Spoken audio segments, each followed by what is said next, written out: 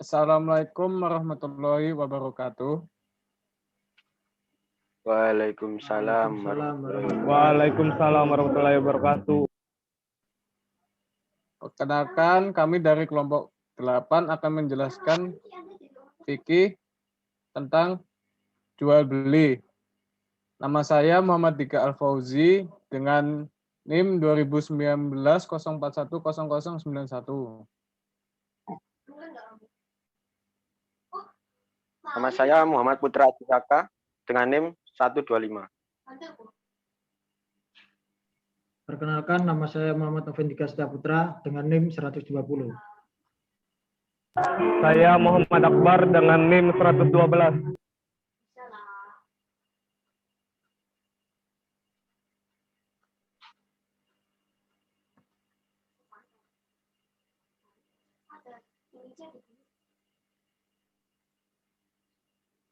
Selanjutnya saya akan menjelaskan apa arti jual beli.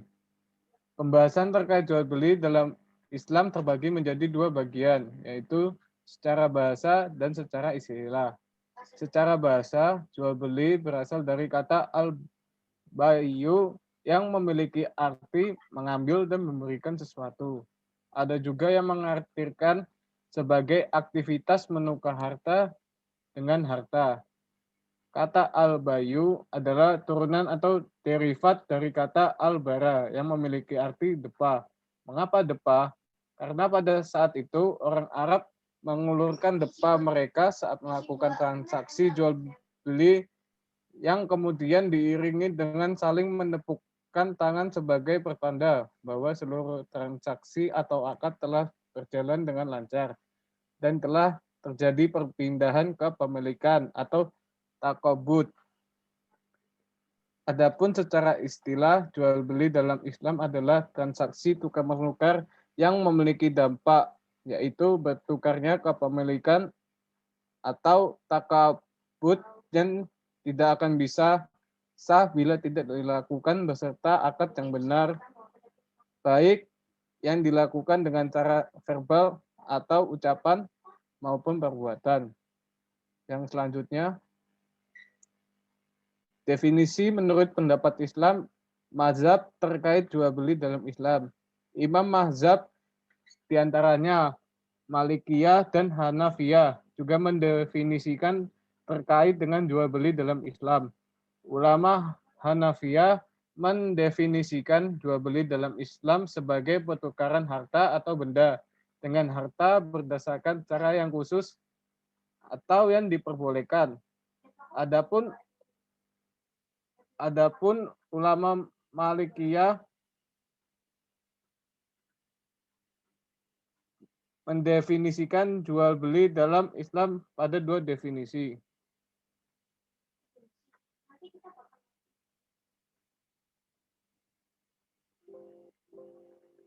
Yaitu definisi umum dan definisi khusus. Pada definisi umum, jual beli dalam Islam adalah suatu perikatan tukar-menukar sesuatu yang bukan kemanfaatan dan kenikmatan. Kemudian pada definisi khusus, ikatan tukar-menukar sesuatu yang bukan kemanfaatan dan bukan pula kelezatan yang mempunyai daya tarik. Penukarannya bukan emas dan bukan perak. Bendanya dapat direalisir dan ada di tempat, dan juga bukan merupakan barang hutangan dan jelas sifat-sifat akan barang tersebut. Yang selanjutnya, jual beli yang dilarang. Jual beli yang dilarang dalam Islam tentunya bukan atas dasar atau pertimbangan apapun.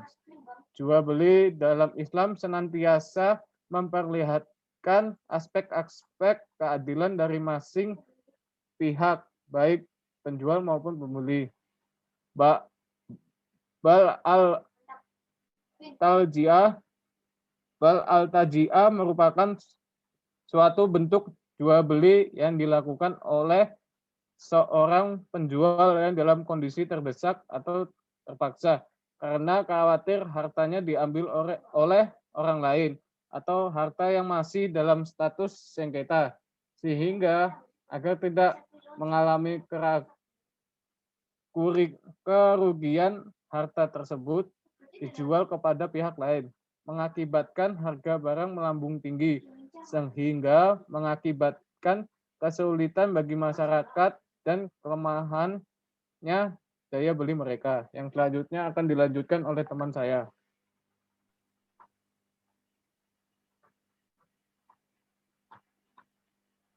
Yang pertama yaitu bai ikhtikar.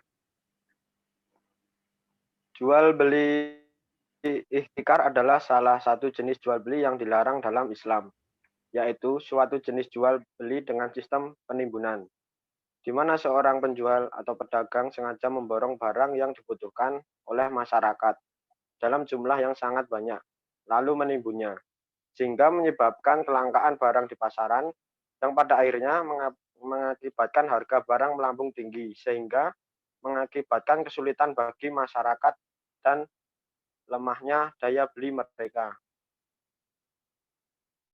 Yang kedua, bai al-wafa. Bai al-wafa adalah suatu jenis jual beli barang yang disyaratkan di mana seorang menjual barangnya kepada pihak lain dengan syarat barang tersebut harus dijual pada dirinya atau penjual dengan harga tertentu dan pada saat tertentu sesuai dengan perjanjian, atau menjual barang dalam batas waktu tertentu.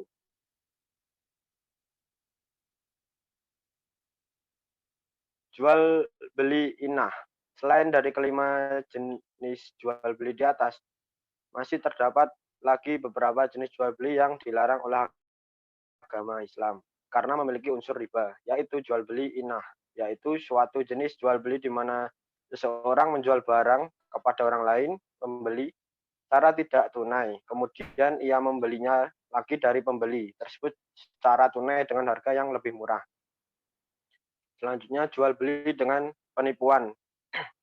Jenis jual beli ini telah umum dikenal di tengah masyarakat sebagai salah satu bentuk jual beli yang dilarang dan tidak disukai oleh masyarakat, baik dengan cara-cara tradisional hingga cara-cara penipuan yang modern.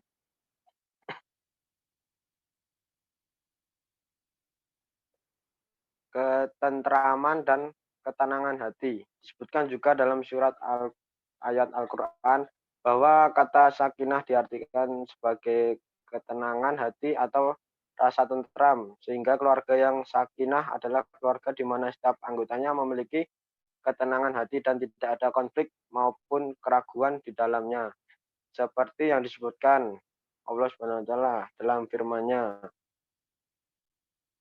Dan itu antara tanda-tanda kekuasaannya ialah Dia menciptakan untukmu istri-istri dari jenismu sendiri, supaya kamu cenderung dan merasa tentram kepadanya dan dijadikannya di antaramu rasa kasih dan sayang.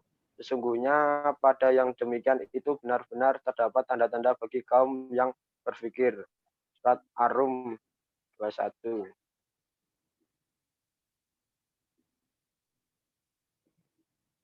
Nah, jual beli khamar. Larang. Salah satu jenis jual beli yang dilarang adalah jual beli khamar dan sejenisnya. Mengkonsumsi barang-barang terlarang ini telah disebutkan secara tegas baik dalam Al-Quran maupun hadis Nabi Shallallahu Alaihi Wasallam. Selanjutnya, jual beli benda najis. Pada dasarnya yang dimaksud dengan benda-benda najis di sini adalah makanan, minuman atau hewan yang dianggap najis dan dilarang untuk dikonsumsi seperti babi, anjing, minuman keras, bangkai, dan lain sebagainya. Benda-benda ini tidak hanya dilarang untuk dikonsumsi secara langsung, namun juga dilarang untuk diperjualbelikan. Riba. Riba adalah pemberlakuan bunga atau penambahan jumlah pinjaman saat pengembalian berdasarkan persentase tertentu dalam jumlah pinjaman pokok yang dibebankan kepada peminjam. Jenis-jenis riba. 1. Riba hutang piutang, yaitu riba qard dan riba jahiliyah. 2. Riba jual beli, yaitu riba fad dan riba nasiyah. Riba qard, yaitu mengambil manfaat atau tingkat kelebihan tertentu yang diisyaratkan kepada penerima hutang.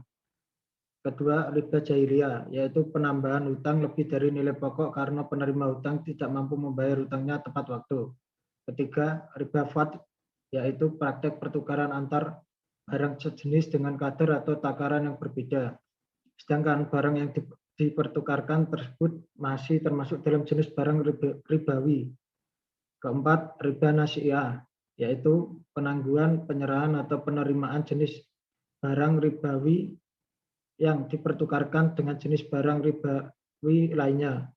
Riba nasi'ah terjadi karena adanya perbedaan, perubahan, atau penambahan antara barang yang diserahkan saat ini dengan diserahkan kemudian. Adapun larangan riba, surat Al-Baqarah ayat 275, yang artinya orang-orang yang makan atau mengambil riba tidak dapat berdiri melainkan seperti berdirinya orang yang kemasukan setan lantaran tekanan penyakit jiwa atau gila. Keadaan mereka yang demikian itu disebabkan mereka berkata atau berpendapat, sesungguhnya jual beli itu sama dengan riba, padahal Allah Subhanahu wa taala telah menghalalkan jual beli dan mengharamkan riba. Contoh riba dalam masyarakat. 1. Bunga bank konvensional. Bunga yang diterapkan oleh bank konvensional ternyata termasuk dalam praktek riba. Ketika kita meminjam dana dari bank, maka kita akan dikenakan bunga setiap kali membayar angsuran pinjaman tersebut. Kedua, pinjaman dengan syarat. Ketika kita ingin meminjam uang dari pihak lain, seringkali pinjaman tersebut disertai dengan syarat. Misalnya bunga atau hal lainnya sebagai syarat agar pemilik uang mau meminjamkan pada orang lain. Selanjutnya dilanjutkan oleh Akbar. Riba diperangi oleh Allah dan Rasul. Allah melaknat siapa saja yang melakukan riba, bahkan di akhirat nanti. Pelaku riba akan dibangkitkan dalam keadaan gila dan akal kekal di neraka. Ayat mengenai riba banyak ditemukan di dalam Al-Quran. Hal ini menandakan jika riba merupakan hal buruk yang membawa dampak negatif bagi kehidupan sehari-hari manusia. Meski demikian, riba masih banyak berkembang mengingat ekonomi penduduk yang belum merata serta terjadinya kesenjangan sosial yang begitu antar sesama. Andai sesama manusia mau peduli dengan sesamanya, maka yang namanya riba bisa berkurang atau bahkan hilang sama sekali. Kasus kontemporer dalam jual beli, salah satu yaitu jual beli sistem dropshipper. Sudah biasa kita temui transaksi melalui media internet. Salah satunya adalah jual beli sistem dropship, yaitu menjual barang dengan cara memajang foto suatu produk beserta keterangan produk atau deskripsi secara jelas. Namun penjual sebagai dropshipper belum memiliki barang tersebut. Apabila ada pembeli atau customer, maka penjual tersebut akan meminta pembeli mentransfer total harga barang yang sudah disepakati oleh penjual dan pembeli. Kemudian penjual memesan barang kepada pemilik barang atau supplier dan mentransfer harga sesuai kesepakatan penjual dengan pemilik barang. Juga meminta pemilik barang untuk mengirimkan barang alamat pembeli tanpa melewati tangan penjual terlebih dahulu dengan mencantumkan label pengiriman nama toko penjual, yaitu dropshipper.